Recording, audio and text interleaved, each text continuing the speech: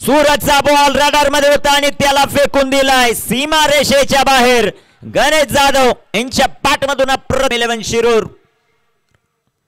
गोलंदाज तय्या, फुलटॉस, अजून एकदा सीमारेषा ओलांडली चेंडूने। पंचांचं समीकरण, फुलटॉस आणि फुलटॉस बॉल सीमारेषेच्या बाहेर। छत्रपतींचा छावा, 6 धावा 21।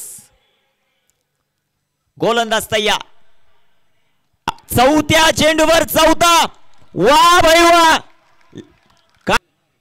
9 चेंडू 10 धावांची आवश्यकता। स्ट्रायकर एंडवर गणेश जाधव,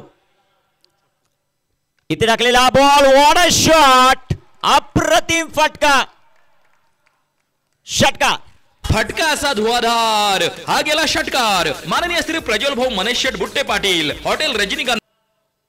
गोलंदाज तय्या, पप्पूचा बॉल, सुंदर असा फटका, गॅप मधून चेंडू सीमारेषेच्या बाहेर।